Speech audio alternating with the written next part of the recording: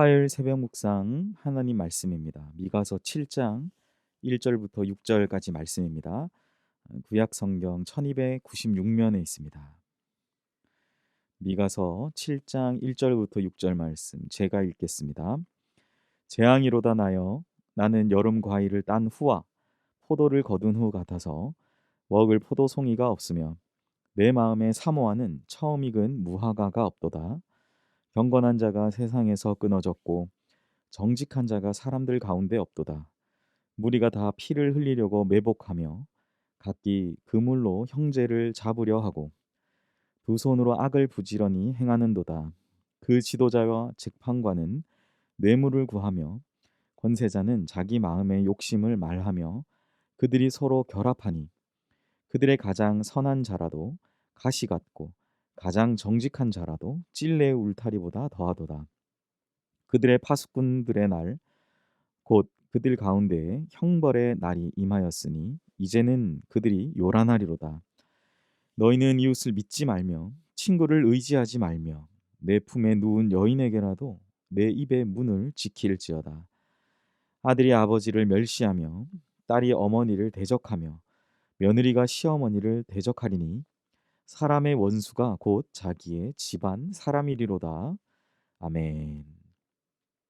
본문의 말씀으로 영적 고독의 상황 속에서라는 제목으로 하나님 말씀 나누겠습니다.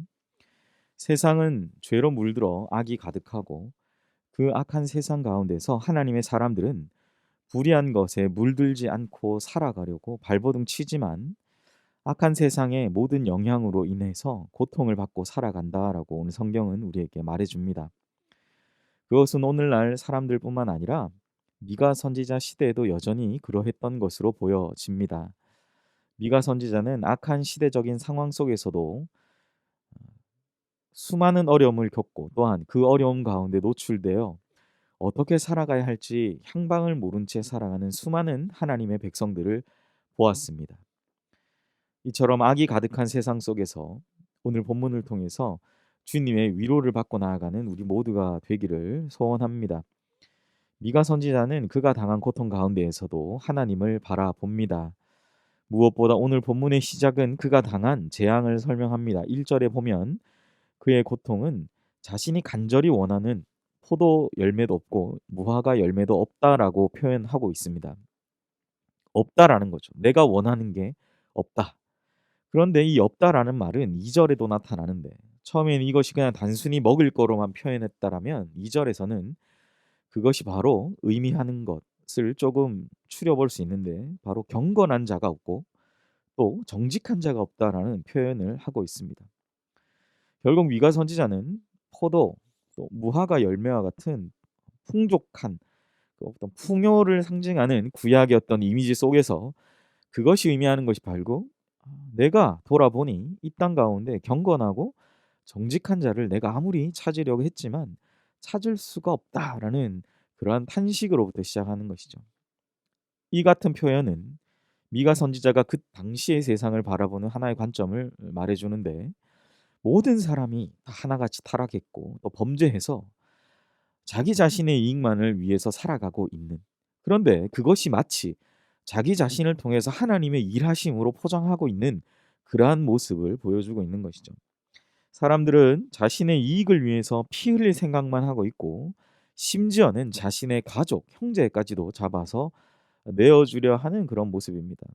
이러한 백성들의 타락은 일부 계층에 국한된 것이 아니라 사회 전체에 만연한 모습으로 사회적 타락상으로 미가는 보여주고 있는 것이죠. 4절에 보면 그들의 가장 선한 자라도 가시 같고 가장 정직한 자라도 찔레 울타리보다 더하도다라고 말한 거예요. 미가 선지자가 이 4절 표현을 통해서 결국 하고자 하는 말은 전적으로 타락한 그러한 모습. 가장 선한 자라고 모든 사람이 평가하는 그러한 사람이라 할지라도 가시 같다라는 거죠. 가시 또한 찔레 울타리와 같은 그러한 모습이라는 거예요. 결국 이런 표현은 무슨 말입니까? 미가 선지자는 선하다고 인정받는 사람들조차 찔레 가시처럼 타인을 찌르며 살아간다라고 표현하고 있는 것입니다. 결국 이렇게 타인을 찌르고 괴롭히기만 하는 이러한 상황 속에서 살아있는 실존적으로 이 세상을 살아가는 사람들, 미가 선지자 자체를 말하는 거겠지만 그때 당시에 이러한 미가 선지자의 말씀을 따라 살아갔던 사람들은 타인을 찌르고 괴롭히기만 하는 상황 속에서 더 이상 내 이웃도 믿을 수 없고 내 친구도 믿을 수 없고 심지어는 내 가족까지도 믿을 수 없게 된다라는 현실을 그는 꼬집어서 얘기합니다. 5절 6절이 그것을 이야기해 주고 있죠. 너희는 이웃을 믿지 말고 친구를 의지하지 말며 내 품에 누운 여인에게라도 내 입에 문을 지킬지어다. 아들이 아버지를 멸시하고 딸이 어머니를 대적하고 며느리가 시어머니를 대적하고 사람의 원수가 곧 자기의 집안 사람이다라는 아주 극단적인 표현까지 하는 겁니다. 아무도 믿을 수 없는 시대적 현실. 가족끼리도 서로 대적하고 믿음의 동료를 찾을 수 없는 영적인 고독의 시대라는 그러한 표현을, 이러한 상황이 미가 선지자가 당면한 그런 고통이었던 것입니다. 타락한 세상을 살아가는 선지자, 또 그와 같은 마음으로 살아가는 사람들은 고독했습니다. 그러나 그러한 상황 가운데에서라도 우리는 인내를 가져야 되는 것입니다. 우리가 인내를 가지고 하나님의 구원 역사를 기다리겠다는 결심이 우리에게 필요한 것입니다. 고독한 세상 속에서, 영적 고독의 상황 속에서, 이러한 악한 세상 속에서 오직 하나님을 바라고 우리 자신의 신앙을 지키려고 발버둥하는 것, 다른 사람들에게 현혹되지 않는 것, 시대의 모든 사람들이 그렇게 살아가지만 나는 그렇게 살지 않겠다라는 믿음의 결단을 내리고 그것을 붙들며 살아가는 것이죠. 이것이 미가 선지자의 이러한 믿음의 결단과 또 이 시대적 타락의 상황 가운데서 이러한 미가 선지자의 고백이 우리 모두의 고백, 또한 우리 주 예수님께서 걸어가신 그 좁은 길을, 그 길을 걷는 자들에게 소망을 주시는 주님을 바라보시는 저와 여러분 되시기를 주님의 이름으로 간절히 소망합니다. 사랑하는 여러분, 하나님의 선한 백성은 하나님께 소망을 둡니다. 세상에 소망을 두지 않고, 우리가 비록 세상을 살아가지만 이 세상에 소망을 두지 않고 살아가죠.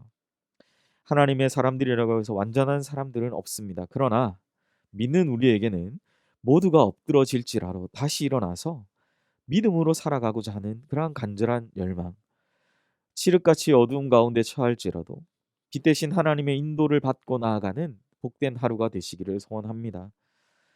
어쩌면 하나님의 채찍은 그 상처를 치유하고 회복하는 사랑과 함께 다가오심을 믿음으로 고백하며 살아가시기를 축복합니다.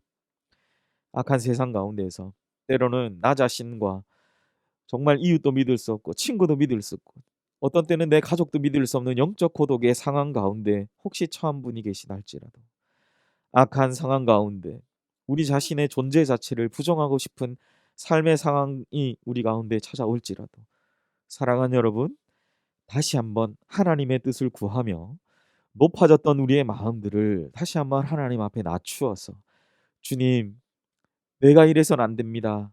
주님, 내 마음이 이래선 안 될 것입니다. 다시 회복시켜 주시옵소서. 사랑하는 우리 가족 회복시켜 주시옵소서. 사랑하는 내 이웃, 내 친구들 주님 회복시켜 주시옵소서. 그렇게 자복하며 엎드리는 은혜가 있으시기를 간절히 소원합니다. 말씀을 정리하겠습니다. 세상은 악하기에 하나님의 뜻대로 살고자 하는 선한 백성은 고통을 받습니다. 오늘 본문의 표현대로 영적 외로움, 영적 고동의 상황 가운데서 그러한 영적 외로움을 느낍니다. 그러나 그럴 때일수록 우리는 하나님을 바라보아야 되겠습니다. 하나님의 선한 인도하심을 받아야 되겠습니다. 나의 고집과 편견을 다 내려놓고 이 모든 어려움 가운데에서 주님 바라보며 인내하고 나아가는 영적 성숙이 있는 귀한 하루 보내시기를 간절히 기도합니다. 기도하겠습니다. 하나님, 오늘 미가는 이러한 시대적인 아픔과 영적 고독의 상황 가운데서 주님을 바라보고 있습니다.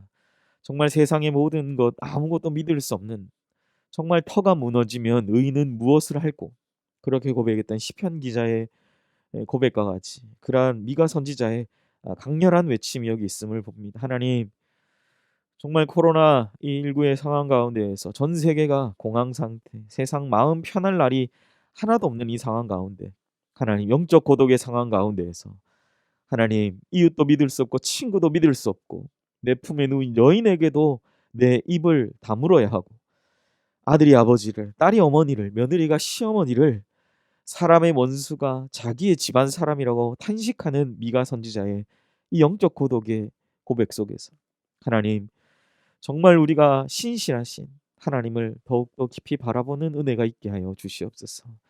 비록 세상은 죄와 악으로 물들어가지만 우리는 하나님의 선한 인도함을 받고 그렇게 믿음으로 나아가게 하여 주시옵소서. 주께서 오늘 하루도 풍성한 은혜로 함께 하실 줄을 믿사오며 이 모든 말씀 예수님의 이름으로 기도하옵나이다. 아멘. 이 시간 우리 함께 자막을 보시면서 기도하실 때 누구도 의지할 수 없는 영적 고독의 상황 속에서 나는 주님만을 의지하겠노라는 믿음의 고백으로 오늘 하루도 살아가는 은혜의 하루가 되게 해달라고 기도하시기를 바랍니다. 두 번째, 담임 목사님 청빙을 위해서 연희교회가 한 몸을 이루는 지체로서 머리 대신 예수님 말씀과 뜻을 잘 전달할 수 있는 준비된 목회자를 모시도록, 성도들의 영혼을 사랑하고 푸른 초장으로 인도하며 영혼의 생수를 마시며 성장시키는 목회자를 모시도록, 사람의 생각과 방법이 아닌 오직 주님의 뜻과 방법으로 준비된 목회자를 모시도록 기도하시기를 바랍니다.